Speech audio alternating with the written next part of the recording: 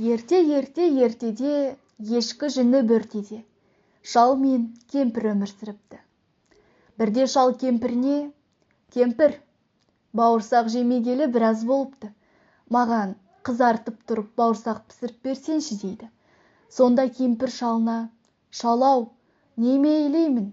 Үйде ұн жоқ, ұн қалмады ғой» деп тіл қатады.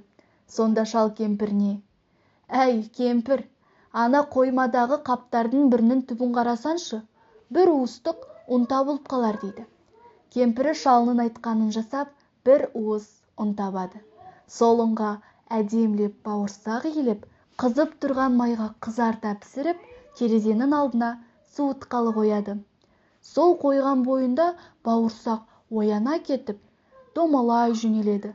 Домалап орман ішімен келе жатқан бауырсақтың алдынан ең әуелі қоян шығады. Қоян оған: «Бауырсақ, бауырсақ, сенің шыққаның қандай жақсы болды. Менің қарным ашып тұр еді, сені жей салайыншы» деп айтады. Сонда бауырсақ оған: «Жоқ, қоян, мен өзім жаңа ғана пістім ғой.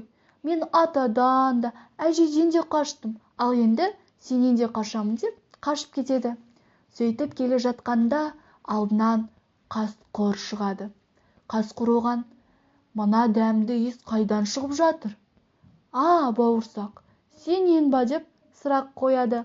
Сонда бауырсақ: «Әй, жоға Қасеке, мен жолымнан қалмайын. Атадан да, әжеден де, қояннан да қашып келе жатырмын. Ал енді сенен де қашайын» деп қаша кетеді.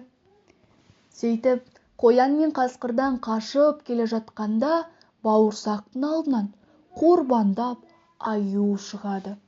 Аю оған: «Бауырсақ, бауырсақ, мен сені жейінші. Құс құйқымнан шықтым, қарным қатты ашып тұр» дейді.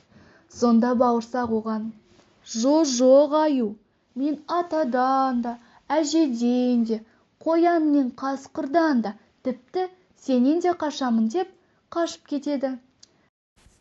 Осылайша бауырсақ атасы мен әжесінен, қоян мен қасқырдан, аюдан қашып келе жатқанда оның алдынан түлкі шығады. Түлкі оған: «Бауырсақ, бауырсақ, сен қайдан келе жатсың?» деп сұрақ қояды. Сонда бауырсақ: «Түлкі, мен атам мен әжемнің үйін жоғалтып алдым. Маған көмектесе аласың ба? Маған атам мен әжемнің үйін табу керек» дейді. Қуана келіскен түлкі бауырсақтың атасы мен әжесінің үйін тауып барып, олар бірге солайша дос болып, осылайша олар тату-тәтті өмір сүріп кетеді.